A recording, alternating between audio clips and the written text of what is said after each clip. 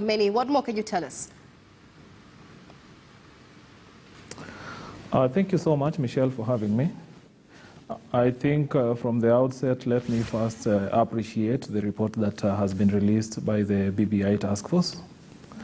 And like I said on Monday, that the report first identifies the young people as a critical segment of our population, and to which a country that is peaceful, that is cohesive, and that is prosperous for this and future generations will be built on.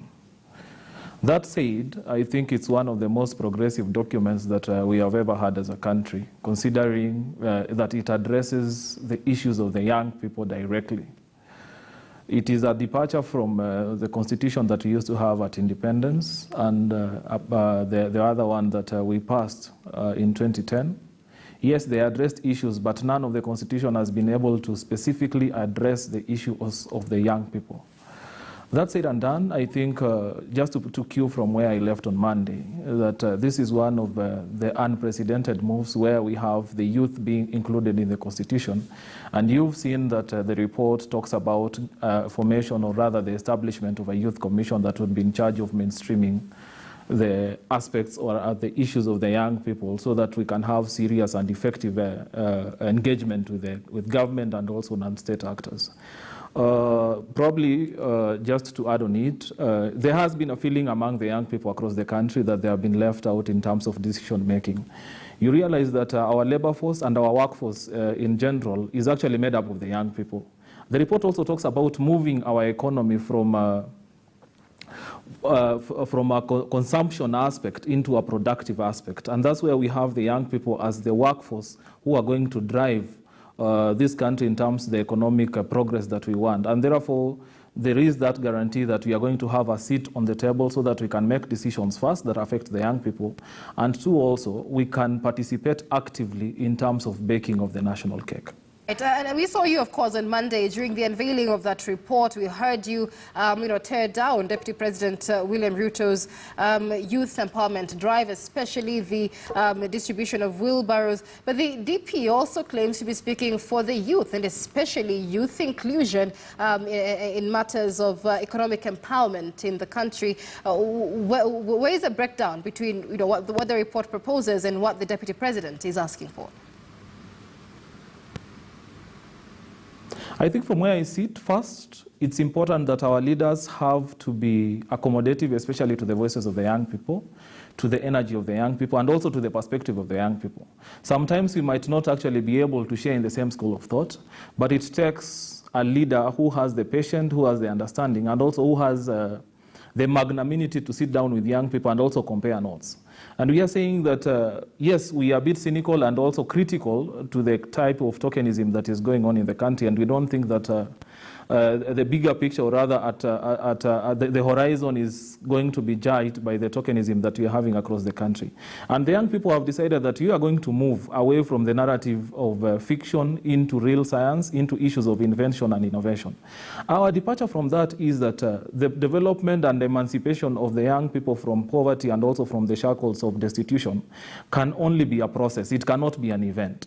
And this process has to be guided by policy interventions. It has to be guided by legislative framework, and not necessarily brinkmanship or empty rhetoric. And for instance, I pointed out that one of the beauty of the document is that it talks about the creation of Biashara Mashinani Fund.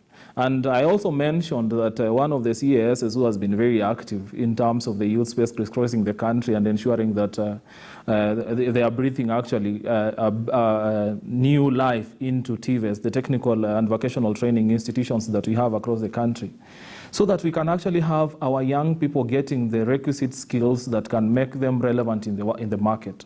Secondly, once they get these skills, and we have a Biashara Mashinani Fund where they can be able also to access loans so that they start up the SMEs. And thirdly, the report talks about the formation of business incubation centers at the local level. And if you can be able to juxtapose, or rather juggle, all these three issues, then you find out that, one, we have our young people who have skills. 2, we have the Biashara Mashinani Fund, that is going actually to fund and finance the business ventures of the young people. And 3, we have business incubation centers that are going to train our young people in terms of financial literacy, in terms of business development, in terms of entrepreneurship. So if we can be able to merge the 3 aspects, you can be able to see that we are talking about a total paradigm shift in terms of our economic status at this particular moment. And we're also talking about changing the aspect and the lives of the young people back there in Mashinani. And basically, I think that's what formed the departure from what some of the politicians are doing at the moment and what the real young people want to see the change in their lives also and the change of the country in general. Right, and if of course President Uhuru Kenyatta, they're saying we have a youth bulge in the country which, if not properly handled, will blow up right in our faces. But very briefly, many say, all these sound great, having youth-owned businesses, 107-year tax break, having a 4-year grace period before payment of HELB loans, all this sounds great. But many say these do not need a referendum to implement. The current constitution has plenty projects for the youth that have not been implemented. But is a referendum really the answer to this? I think from where I sit, and I've talked to majority of the young people, both in political spheres, those ones in business, entrepreneurs, and also professionals. And there are different aspects that I can actually view the BBI document. One, it talks about empowering the young people at the Mashinani level, those ones who are interested in business.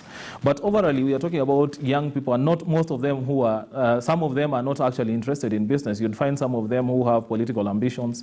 You'd find others who want to be bureaucrats, who want to be civil servants. And the document, in its spirit and its wording, it actually gives opportunity to the young people. Even in the political sphere, the amendments that are going to come in the political party, they're actually being restricted that they must have a certain percentage of the young people in their nomination lists for them to be able to access the funds from the Political Parties Act. Yes, you can say that that one definitely does not require a referendum, but also on the flip side of that, one of the the greatest challenges that we have had as a country, and as it was aptly elaborated by the President on Monday, is the aspect that there is a feeling of exclusion among our communities, that naturally we are ethnical and we divide ourselves along ethnic lines. And therefore there is need, once you identify that problem and you recognize that there is a problem, then there is need for us to address that particular challenge. And how do we address it if we do not say that, yes, we are going to expand the executive so that as many as possible can actually be included in terms of having a seat at the decision making, so that also their communities, or rather we can move as a nation in one direction.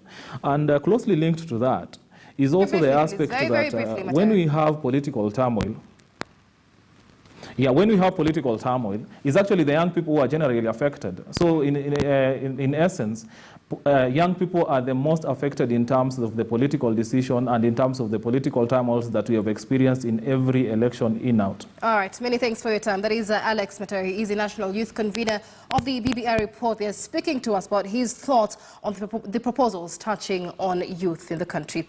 Also, the Kenya Clinical Union of Nurses and the Kenya National Union of Nurses say they will begin their